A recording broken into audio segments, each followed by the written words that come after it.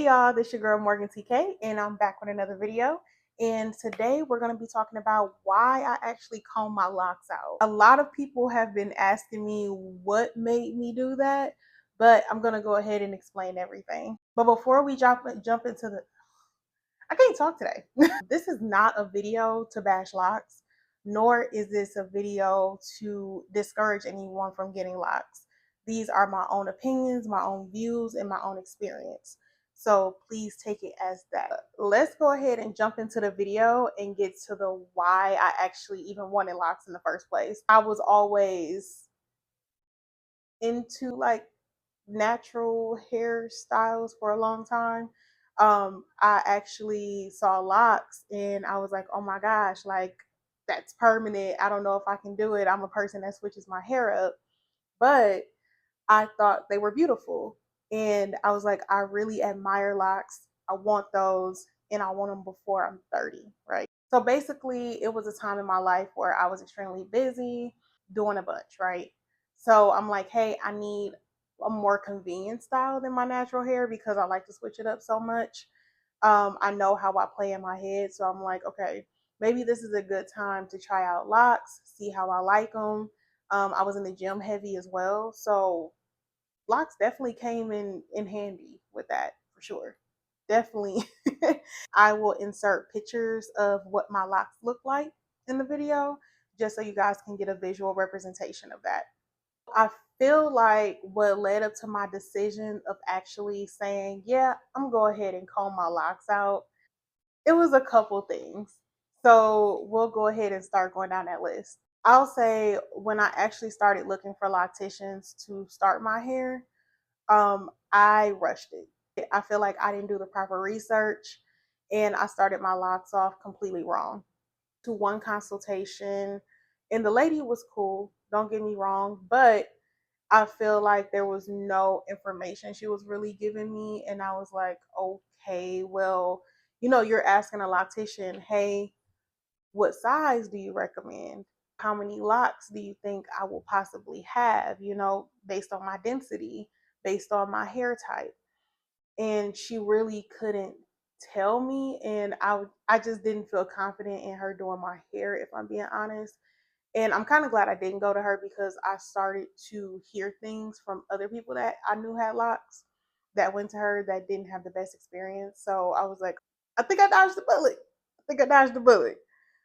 So I researched someone else and I was extremely impatient when it comes to my hair and stuff like that. I want it done now. I want it done right, but I want it done now. And I'm not a person that really goes to people, so I was getting kind of frustrated because I'm naturally a DIY girl. So I found someone else in the city. And I said, okay, let me go ahead and give her a try. Went to her, I booked my appointment for starter locks. Her starter locks looked decent, I didn't have any complaints, any kind of like feeling, that it was gonna go wrong.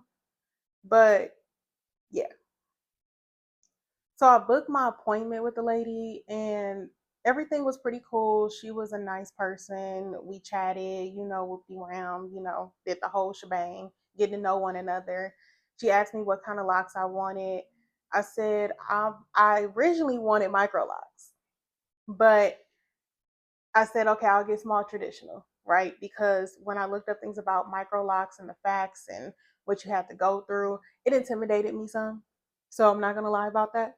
Hey, okay, small traditional it is, right? So after she's done washing my hair, she did a deep condition. I actually started my locks off and I started with 2-strand twists. Not a fan of the size like that just because she was like, oh, I did them a little bigger here and there and blah, blah, blah. And I was like, okay, but I wish you would have walked me through that process as I'm getting my hair done. That's just kind of how I operate. So I thought that was very inconsiderate. I let it go. This type of person I am. Sometimes I just let things go. That was one of them. So as I'm getting my locks done, right? I noticed that my locks were kind of getting thinner at the roots. I went to her for my first 2 appointments, but after that, I did start doing my own locks because I'm a DIY girly. Like I said, I knew how to do hair already. I just kind of, winged it. And I learned from my fellow YouTubers, thank you so much. What products to use, what products not to use, what to avoid for buildup. I never really had a problem with buildup. I noticed the thinning at the root. And I was like, okay, is it me? Am I deficient in something? But I just noticed it, and I was like, I don't like that because I'm used to my hair being thicker at the roots. So I was like, I'm not sure. And some of the locks that she did around the perimeter were actually starting to thin out, and I had to combine some myself once they were thinning. I didn't feel like it was as thick as it was growing before, and I would typically keep my retwist between, like, I would say every 3 months I would do a retwist. I wouldn't go like every 2 months. Like I said, she did my first couple retwists, and then I was kind of winging it myself. Then I went back to her. So I never retwisted my hair more than 3 months. So I just noticed it in my last appointment. This is what ultimately made me start thinking I need to look at other options. I went to her for one of my appointments, right? And y'all, tell me why. I'm the last customer, right? And sometimes I don't like to be the last person to get their hair done because I feel like sometimes people will rush and they don't mean to. It's just been a long day for them, and I understand, but I'm paying to get my hair done, so I should be treated equally, right? So I typically try not to get my hair done and be the last person, like their last person. And so she washed it, and as she's retwisting it, I'm telling her like, "Hey, can you please go ahead and look at my hair because I feel like a couple pieces back here are, thinning out and around my edges. I just feel like, something's kind of off. And can you look at it? Do they need to be like crocheted instead of, palm rolled? Because I know palm rolling sometimes can, mess with your hair, your roots sometimes. It just depends on the person. So I said maybe it needs to be repaired, like a crochet instead of retwist or whatever. And she was like, no, we can combine them. Be real with you. I'm not a lock expert, but let me tell you something. My hair did not need to be combined. That was not a thing. I was like, why are we combining my locks? Why are you suggesting like, oh, we can just combine them?